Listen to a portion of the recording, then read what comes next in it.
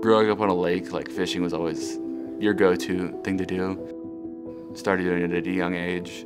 I'd go with my grandpa fishing, and it was always just a fun activity to just unwind with and take your mind off of things, which is a reason why I started doing it again, because it really helps taking my mind off of current circumstances and just living in the moment. It helps that my dog loves fishing as well. She likes the shiny lures, so watching him fly in and out of the water, she just sits there with me. I definitely wouldn't have been able to imagine what I could do now. Right after my accident, I thought, you know, life was kind of over. I'm just gonna be stuck in a bed 24/7 with a caretaker and not really have anything to strive for in life. But it definitely did a full 180 and found new meanings, found new ways to spend my free time, new ways to live and learn and just become a better person. Being so active, being 20 years old at the time, really knew how important it was for his entire life that he get healthy and active, you know, do all the research around really getting those nerves firing. I originally had taken him down to a rehab hospital down in Denver, and they had great facility and equipment down there, but then you come back to Washington and trying to find places for him to do that. You know, most of the time it was my job to do rehab with him and stretching. This is a real challenge. We'd gone to a physiatrist, and she had mentioned pushing boundaries, and at the time, I couldn't believe no one else had mentioned it. So I made an appointment up here, came up to check it out, and clients been here every week ever since. My mom was like, just prodding me, like, we gotta go, like, we gotta check it out. And I was just sulking in my bed, like, there's no reason to. Like, why would I go do that type of thing? I just want to sit here and be on my phone or watch TV like I'm supposed to, right?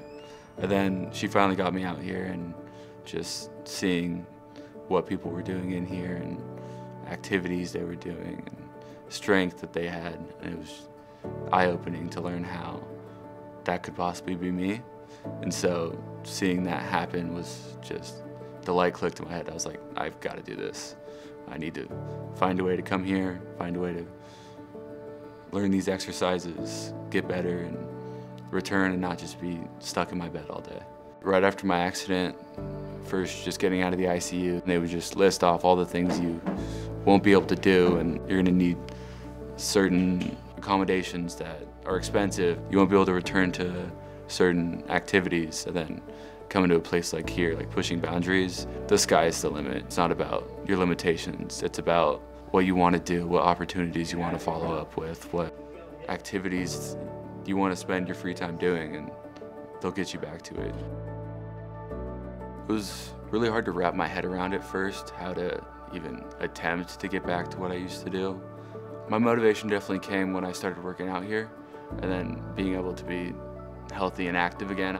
My big thing is definitely independence and core mobility, being able to balance and sit for long periods of time, sit in different areas, muscle strength, a lot of things along those lines where it translates well into like a more active lifestyle. I got to do a lot of this therapy myself at home and realized, one, how tough it is just physically, but it's also hard to stay positive and up and encouraging and really kind of keep people moving. But he just keeps amazing people with the things that he's done. I mean, he was on the ice doing sled hockey barely 8 months after the injury. Probably not what people would have recommended as that timing, but we knew that that's what he needed to really think about how he could do fun things. It's amazing being on a team again. I definitely missed the team aspect. I kind of fueled me before, just being on teams, being competitive, and then getting back to it made it more of a wholesome experience. I was able to have like the camaraderie again, team banquets, going out to get a drink together, just having fun on the ice. It's a full body workout, just back and forth and back and forth. It's a lot more tiring because I remember ice skating before my accident, and then going to this is like, oh, you're sore for like a week, not just a day.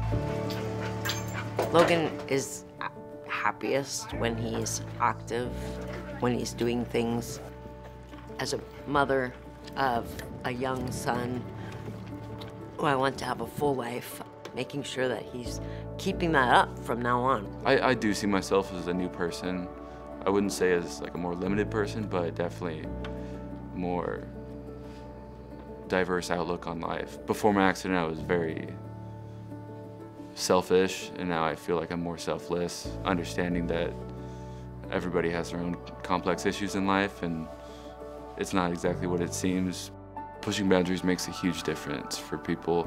It opens a new way of life, how to approach it, how to become independent and able to build something that's your own and return to what you want to do, whether that be work or play or just hanging out with friends and family.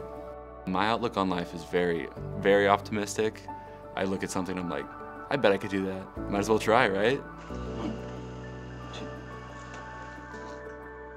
There's just no excuses for me anymore. I could do anything.